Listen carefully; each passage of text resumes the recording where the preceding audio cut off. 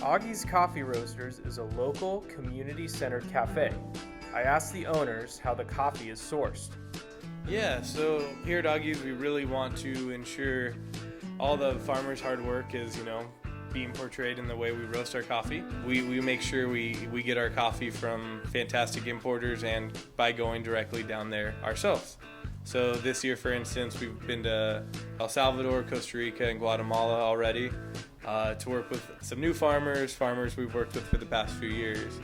And kind of the whole point there is just to, be able to have that face-to-face and allow them to know what we're looking for on our product side, and then them, understanding what we're willing to pay for that cup of coffee. We look for tasty coffee. I think that's first and foremost.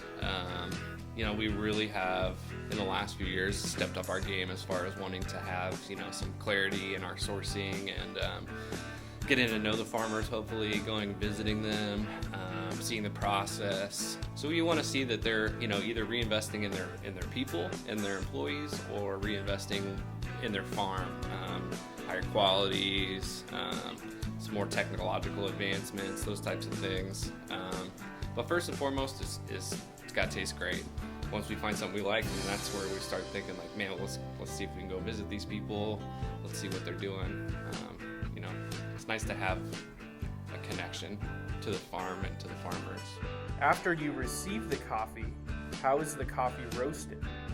So our roasting process is starting with a green bean that is the seed of a cherry, and what you're essentially doing is taking it from that green bean to a brown roasted product, and there are thousands of chemical changes that take place during that process, and you're just essentially trying to learn each coffee and what application of heat it likes, what airflow it likes, what weight loss it likes, and ending up with an ideal product.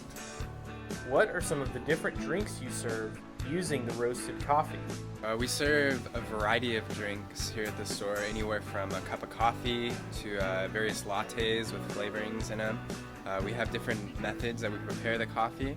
To make espresso, we grind the espresso, we dial it in every morning, so it's going to be set to a specific gram that we're going to pull out, and then we tamp it, put it into the portafilter, and press a button, and there's water, pressurized water, and basically you get espresso. It's pretty simple, but it's also really complex. So our macchiatos are double shots. It's 2 ounces of espresso generally, topped with 1 ounce of steamed milk. We stick with whole milk unless specified otherwise, and you just steam the milk. Not too hot, because the less hot the milk is, the sweeter the milk is. So the espresso is already pretty rough. Get sweet milk and it tops it off. It's so good. It's one of my favorite drinks. To make a latte, what you're going to do is you're going to pull your espresso out of the machine, steam up your milk, and it's going to be mostly milk than it is espresso. So you have your espresso at the bottom of the cup, and then you pour the milk inside and fill it up. So we make all of our own syrups in-house. We start from a raw sugar base, and we also work with a company called Parliament. So Parliament makes our caramel and our dark chocolate for our drinks. And then we have a lavender vanilla, honey cinnamon. So espresso and tonic is tonic water with 2 shots of espresso pulled on top. The tonic water is sweet, and then the espresso is just cutting edge. Really refreshing and crisp. And I think the best way to describe it is like a espresso soda. A pour over is, so it's pretty specific. We brew them by the cup, and we use this thing called a V60. It's a cone-looking thing.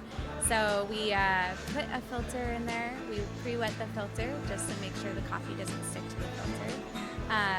And then we pour out the water, and we add in anywhere from 26 to 28 grams of coffee, and then we bloom it, which is putting about 50 grams of hot water onto the coffee. We let that sit for about 30 seconds, and then we go in 50-gram increments for about anywhere from 3 minutes to 3:30, 3:45, and yeah, that's how you get a pour over. Where are the different Augies locations? We started in Redlands about 7 years ago, and we expanded out to Riverside next, downtown Riverside, and then downtown Claremont. And now we're working on Temecula, so we're hoping to open up sometime this summer to our fourth location. Where can one find more information? AugiesCoffeehouse.com. Cool videos on like different brewing techniques. Connects to our web store, so if you were out of the area and you wanted to purchase some coffee, you could totally do that.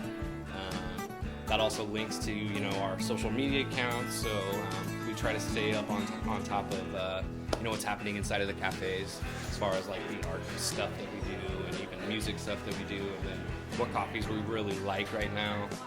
Augies is a great place to grab some coffee and a great way to support the community. For Inland Valley Magazine, this is Andrew Doucette.